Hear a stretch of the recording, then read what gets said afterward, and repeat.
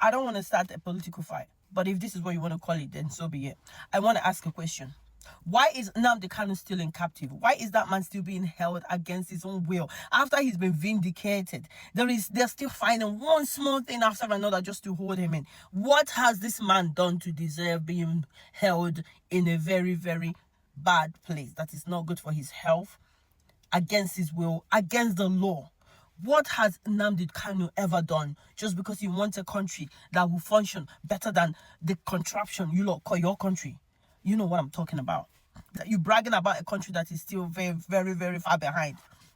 You can't even brag about steady electricity in 2025. All Nnamdi Kanu want to do is to break away and create a country and show you lot how to run a country, how a country should be done. You know what I mean? Why is he still being held and nobody's talking about it? You're going on about one Nigeria. It's malarkey to me because it's not going to happen. What one Nigeria? The one that the people in the north are just slaughtering the Christians all over the place? How many people are being unalived every day? How can people be unaliving each other in a country that's supposed to be united? How? Why is nobody talking about that? You don't just want to answer the name because of the good part of it, the little fame, or because of all the singers and all the, the little thing that makes the country a vibe. But every other thing that makes the country a very, very negative place, why is nobody talking about it? How is it justice and human for somebody to be held captive against the wrong will, against the law and everything for so long? Every day they're going to court here and there, court this, court and that, and they never come up with a tangible solution to say, okay, this is what this man has done. Reprimand him forever or whatever. You just keep going to court over and over and over and over. For how long? Why? As if that's not bad enough, you lot went and did what you did to the one in Finland. They just, that one just died down. Nobody heard about him again. You just kept going.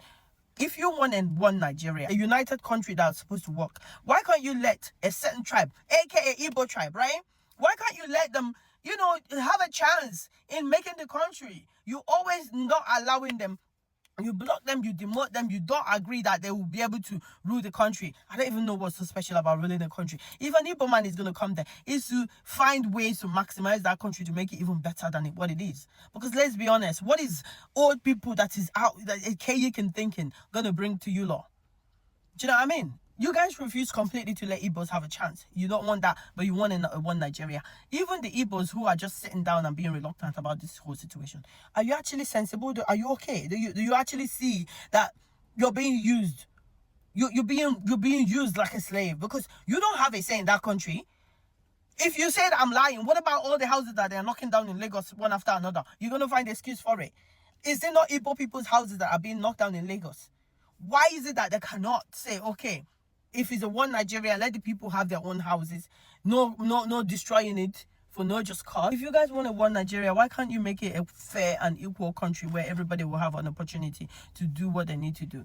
Why does it have to be the Hausas and the Yorubas will be the ones that will rule the country? And you guys are calling it one Nigeria. How is it one Nigeria, please? How? One Nigeria, because I don't believe in your religion, you're just gonna keep on aliving those people that believe in my religion. How is this? How is that one Nigeria? You guys open your eyes, please. There is no one Nigeria in that country. That country has expired. It expired. It was a business originally, and that business doesn't hold anymore. It's too big of a country for one place to run it. For you to be running one place. I think that the best thing is for everybody to just disperse. There was this Sudan and South Sudan. There were two different countries before they all separated. If you guys truly, genuinely want one Nigeria to work for real, right? Release that man. Release Nnamdi Kanu. Release him. I don't care what the man has done because every single one of you guys are all corporate. You've all done something. Release him. Release that man. He hasn't done anything to be kept where he's kept for so long. And allow other people to have a say in how the country is run. Allow every other tribe, let everybody get a chance. Not just Yoruba, Hausa, and that's about it. What about every other many tribes in the whole country? Why does it have to be only just Hausa and Yoruba that will run the country? Why can't everyone else have a say? You guys need to release that man. Advocate for that man to be released because he hasn't done anything to deserve being in there. There is nothing wrong in having an opinion. There's nothing wrong in saying, I don't want to be part of a place. You can't be held captive just because you denounce a place. If it was working completely fine, nobody would want to denounce a country that's working.